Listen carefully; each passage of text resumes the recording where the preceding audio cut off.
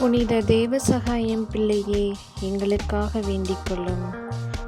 தேவசகாயம் பிள்ளையின் வரலாறு பகுதி 4. யோபு அவர்களுக்கு இவ்வாறு பதில் கூறினார்: நீங்கள் நினைப்பது போலென்று தேவ கோபத்துக்கு காரணமான எனது பாவங்களையும் நான் அனுபவிக்கும் இந்த வேதனைகளையும் ஒரு தராசில் தூக்கினால் நன்றாக இருக்கும்.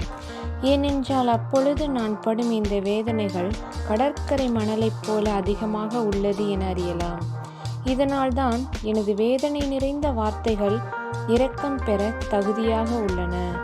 எல்லாம் வல்லவருடைய கூர்மையான அம்புகள் என்மேல் பதியப்பட்டுள்ளன. அவற்றின் ஆற்றலால் என் உயிர் மாய்ந்து போகிறது. எனது வேண்டுதல்களை எல்லாம் வல்லவர் கேட்டு எனக்கு சாவை தந்தால் நலமாக இருந்திருக்கும். ஏனென்றால் இவற்றை இனியும் தாங்க கல் போன்ற கடினமான இதயமும் உருக்கு போன்ற உடலும் தேவைப்படுகின்றன. நான் மிகுந்த பலவீனம் உள்ளவனாக இருக்கிறேன். பிறரிடமிருந்து எந்த ஒரு உதவியும் எனக்கில்லை. எனது குடும்பத்தினரும் உறவினரும் என்னை கைவிட்டனர். நீங்களும் எனது இந்த பெரும் துயரத்தை கண்ட பிறகும் எனக்கு ஆறுதல் தருவதற்கு பதில் அதிகமாக வேதனைப்படுத்த நினைக்கிறீர்கள்.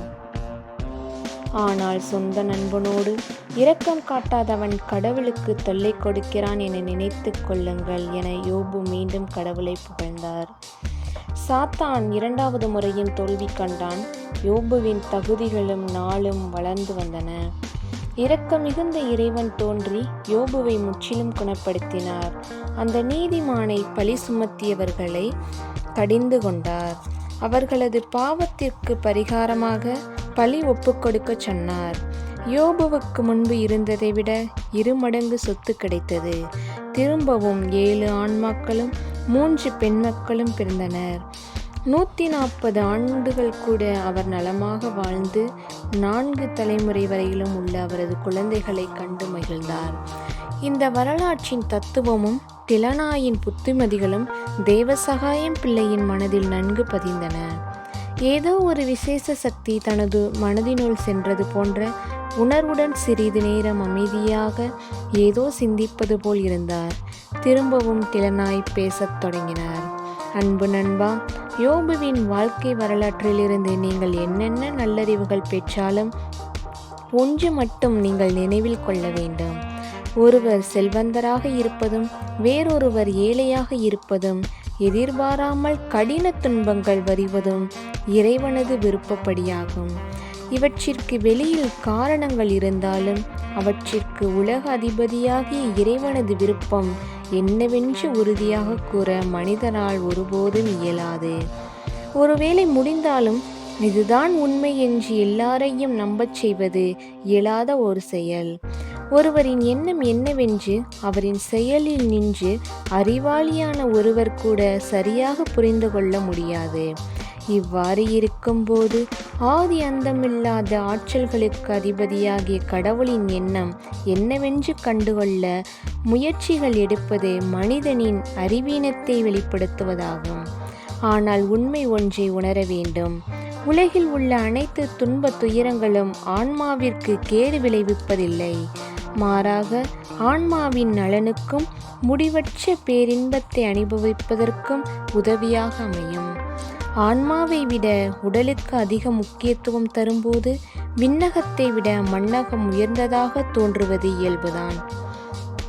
ஆன்மாவின் பாதுகாப்புக்காக உடலையும் விண்ணக இன்ப வாழ்வுக்காக உலகையும் காணுகின்ற புனித மனிதர்களின் இறையன்பால் நிறைந்த இதயம்.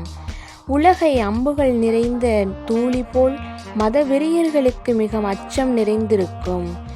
இந்த இதயம்தான் இன்பத் துன்பங்களினால் பிரமிப்படையாமல் ஆன்மாவை பாதுகாப்பதாக விண்வாழ்விற்கு அழைத்துச் செல்வது. இந்த உண்மையை அறிந்து வாழ்கின்ற எவரும் இந்த உலகிலும் கூட அழிவதில்லை. மனித புத்திக்கு ஓர் எல்லை உண்டு. அந்த எல்லையை கடந்து எதுவும் செய்ய முடியாது. மனித சிந்தனைகளும் கண்டுபிடிப்புகளும் எல்லாம் அந்த எல்லைக்குள்ளேதான் நிற்க முடியும். உலகில் நடைபெறும் அனைத்திற்கும் காரணமும் ஆன்மீகமான இறையியல் தத்துவங்களும் மனித இயல்பில் அறிய முடியாத ஒன்று. இத்தகைய வேளைகளில் மனித சிந்தனையில் தோன்றும் தவறான எண்ணங்களுக்கு புது வடிவம் கொடுத்து ஏழை எளிய மக்களை ஏமாற்றாமல் அன்புள்ள இறைவனது பிள்ளைகளாகிய நாம் அனைவரும் அவரிடம் நம்மை அர்ப்பணித்துவிட்டு அமைதியாக இருக்க வேண்டும். உலகில் இறைவன் வெளிப்படுத்தியதும் மனிதன் தன் சொந்த சக்தியினால் கண்டறிய முடியாததுமான சில காரியங்கள் உள்ளன. அதைத்தான் மறை உண்மை என்றும் விசுவாச பேருண்மை என்றும் அழைக்கிறோம். உண்மையான இறை நம்பிக்கையும் இறையருள் பெற தகுதியும் இவ்வுலக வாழ்வில் வரும் அனைத்து துன்பத் துயரங்களுக்கு மருந்தும் மறு உலக வாழ்விற்கான ஒரே காரணமுமாம் அமைகிறது. விவிலியத்தில் கூறப்பட்டுள்ள யோபுவின் வரலாற்று சுருக்கமும் திலனாயோட அறிவுரைகளும் தேவசகாயம் பிள்ளையின் இதயத்தில் முத்துச்சிப்பியில் விழுந்த பனி போல பயனற்றதாயிற்று. உலக மாயையில் சிக்கிய மனிதர் நோக்கத்தை புரியாமல் செயல்படும் பயனற்ற செயல்களையும் மூட நம்பிக்கைகளையும் நன்கு சிந்தித்த பின் தற்காலிகமாக விடைபெற்று சென்றார் தேவசகாயம் பிள்ளை.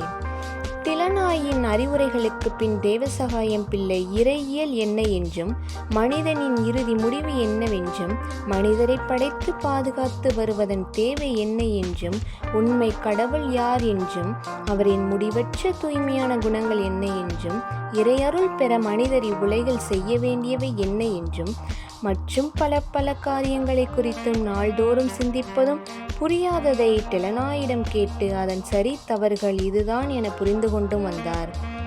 ஒரு நாள் தேவசகாயம் பிள்ளையின் விசுவாசத்தையும் உண்மை கடவுளை அறிவதற்கான அவரின் ஆவலையும் புரிந்து கொண்ட டிலனாய் அடுத்து வாழ்வோரின் சிலை வழிபாட்டையும் மூட நம்பிக்கையையும் அளவற்ற நன்மை நிறைந்த இறைவனின் கோபத்திற்கு காரணமாகின்ற சடங்குகளும் அதன் தீமைகளையும் மக்களின் அறிவின்மையையும் தெளிவாக விளக்கி கூறினார்.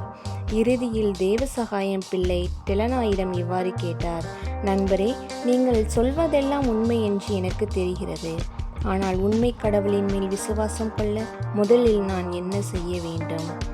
இதை கேட்ட டிலனாய் கூறினார்: ஆன்ம நண்பா, கடவுளால் படைக்கப்பட்ட மனிதர் கணக்கிலர். ஆனால் அழைக்கப்பட்டவர்கள் அநேகர்.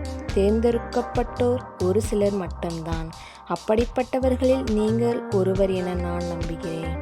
புனித தேவசகாயம் பிள்ளையே, எங்களுக்காக வேண்டிக் கொள்ளும். ஆமேன்.